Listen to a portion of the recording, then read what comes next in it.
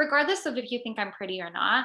A lot of it even comes down to the way I dress, right? And like present myself. I'm very like fun and funky with my clothes. I'll have like colorful eyeshadow on, like Mhm. bright lipstick, whatever, right? So regardless of even if you think I'm pretty, there's obviously a certain stigma that comes with Mm. enjoying things like that, especially as a woman, like enjoying fashion, enjoying it comes with the stigma that you are not that smart. Okay, let's pause there. Do you believe that? I don't believe that, but I've experienced it. I know I'm smart. I know Okay. that I have a lot to offer. I know, and that's why I just keep shooting for what want to do. Mhm. But it has caused me a lot of resistance. So like I can't ignore that part either. It's not that I believe it, it's that it is a genuine problem for me that like has caused. And that's why I asked you, do you believe it? Right? Yeah. Because we might not want to believe it, but the resistance sometimes come from a seed of doubt or a seed of Yeah. insecurity that maybe like, oh, like, yeah, I know I'm smart. I know I'm Yeah. capable. But like, if they don't see me, then maybe am I not as capable as I thought I was? Mhm. There's always a sense of imposter syndrome, right? Yeah. Because there always has been seeds of doubt being placed into you, like growing up, right? Like I think there coming from is, family, that's even more difficult yeah, when your parents are the ones that are saying, "Hey, like, I don't know if this is the right path for you," or, "Hey, I yeah, don't know if you can do this."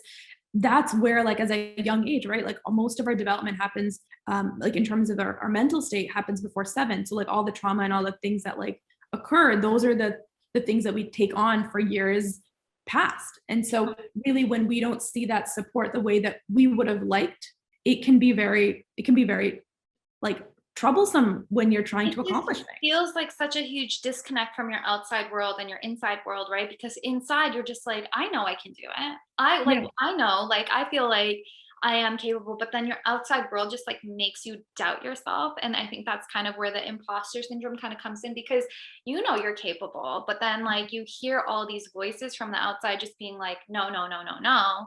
And then I think that's a big problem that I had growing up was like really struggling with that disconnect of being like, I know I'm capable. I know, like, I'm so confident that I am capable, but you have everyone else on the outside being like, no, you're not.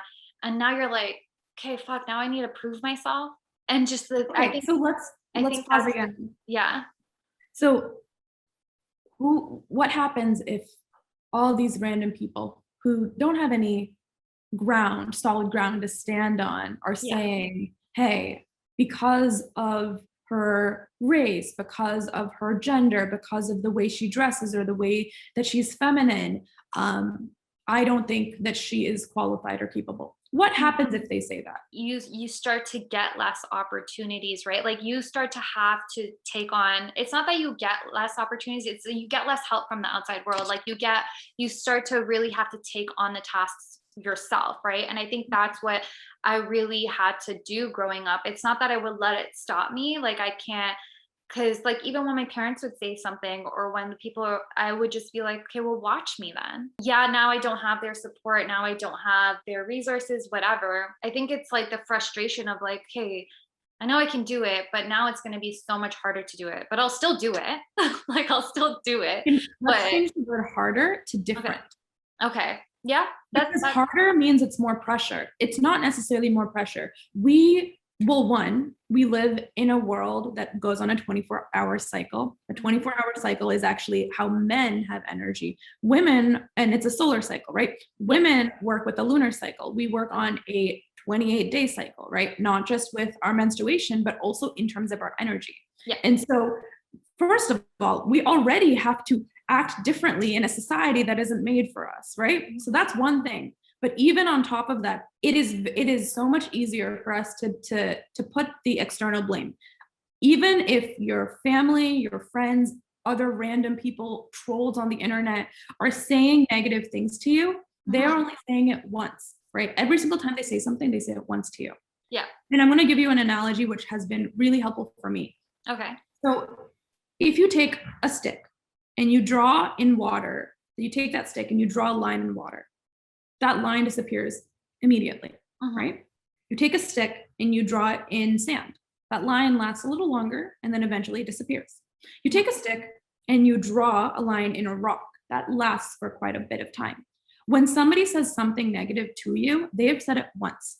Mm-hmm. The more and more you repeat it to yourself, the more and more you internalize it, the Mm-hmm. deeper that wound is. Yeah. And so if we can, and again, easier said than done, but we're Yeah. bringing awareness, right? Like this is a Yeah. process of bringing awareness, because these mental changes take time, but they are so important for you to be more in flow and Yeah. less in this like resistance place, which you're fighting yourself to Yeah. achieve success. Success is not supposed to be hard.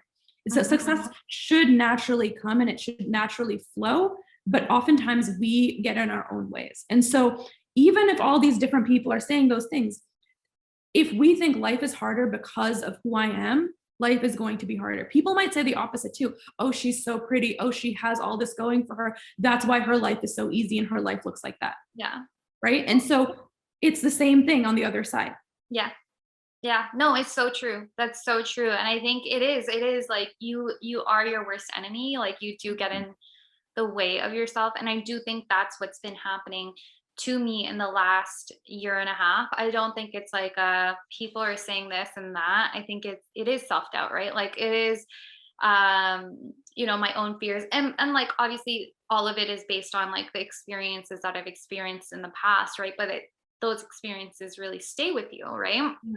And it's And so human. If you hear something 1,000 times coming yeah, from all these different kinds of people, it is so easy to say, maybe I don't know myself well enough. yeah, Maybe what they're saying, maybe there is some sense to it.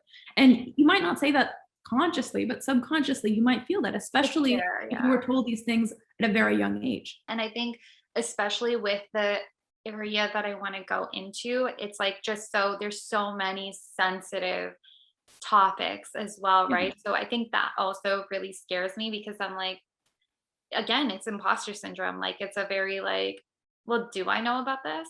Like, did I really experience those things or am I just overreacting? And like with topics like that too, it's also the fear of like, I don't even know where to start. Like I did it for myself, but teaching it to other people is also very different strategy too, right? Because like for me, I'm like trial and error. Let me try this, let me try that. Let's work Mhm. like and it's such a different process for people. And obviously, their fears, their experiences are very different too, right? There's just so much like self doubt, I think, and fear that has like wrapped around this that has just like made me freeze. It's like something I want to do, I just don't know how to tackle it. I think the best way when it comes to like paralysis, which we all face, especially when it's something that's making ourselves feel uncomfortable, is taking like literally just one baby step. And it's very easy for people like us to start to visualize our entire future and to visualize that like our big goals and our grandiose like, oh, I want to run this business and I want it to look like this and I want to serve this audience. And then you are faced with the opposite side of all this imposter syndrome and these seeds of self-doubt that are underlying. Yeah. And then you're like, oh my God, like I can't do this. And that's when perfectionism comes out. It's like, I Yeah. can't do this until all of this is figured out, but I don't know how to figure all this out because I don't know if I'm the most capable. And you go into those feedback The loops and it keeps spiral. you, yeah, it Yeah. spirals, you freeze, you get paralyzed, you can't move. And now you're sitting on the couch, like thinking about what to do. That's been my last year and a half. That's literally been Yeah. the last year and a half. It's like you have these big goals, but I'm like, where do I start? What are the baby steps? And then it really does go into that spiral of self-doubt. Probably in the last 2, 3 months, I've started to kind of get over it. And it's because I started talking to people like you and like finding some mentors and really just trying to understand, where I need to take this and how I would break it down and stuff. But even then, it's still in a very like early stage of nothing's been actually physically conceptualized yet. There's no like physical plan yet. And that's okay. Yeah, That is okay. Physical plan and execution is the easy part, yeah, right? Like, yeah, there's challenges and there's whatever, but yeah, our mental blocks cause so much more pain and make the process not enjoyable. I think it's really important that we start to focus on the journey, right? When you're building your business, when you're building your like, it's not just about your business, right? It's about your life. It's about that, and that's why like the way that I want us to work is to think about like how you can actually enjoy this process. Because the more and more resistance that you're feeling, the more and more we get stuck in these fear spirals. mhm, Not only is that going to be detrimental for your business because you're going to be taking steps back, it's also going to be harmful for you because you're not going to enjoy the process. And I don't want you to build something that you are not connecting with in the process. Because Yeah. when you're connecting with it in the process, then you're actually going to do better. You're going to kill it even more, and it's going to resonate with the audience that you are connecting with more too. We have to remember that oftentimes the people that are giving us quote unquote bad advice, like in or like seeding these doubts, they don't understand. And the easiest way to like make it like a line in water is to say like, they can have their opinion, but like there's more that I can do. And it's not about proving. Like I think it gets to this place. Sometimes it's like this becomes this like vengeance or this like, I'm gonna prove them, I'm Yeah. gonna show Yeah. them, which again is not like a really high emotion. Not only again is it good for your business and for yourself to be in that positive state, if they're negative, let them be negative. Don't try to change them. And again, easier said than done. And as things individually come up, we can address each individual fear, but like blanket statement, try to your best of your ability to just listen and tell, and in your mind's like, they don't understand, and that's okay. And I'm I going to do my thing. so I do think that is like that's definitely something I believe in. And it is one of those things where it's like in the moment it just feels so different. It's like Mhm. but in the moment it's like so hard to process sometimes. And like I do think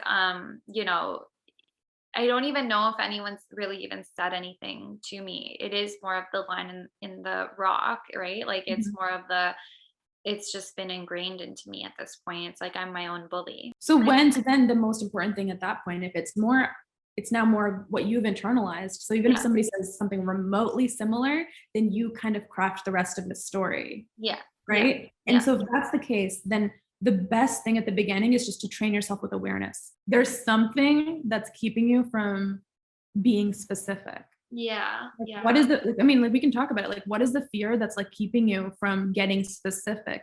Like, is it, is it shiny object syndrome where there's so many things you could do? So you're just scared of getting specific and then getting stuck to one thing?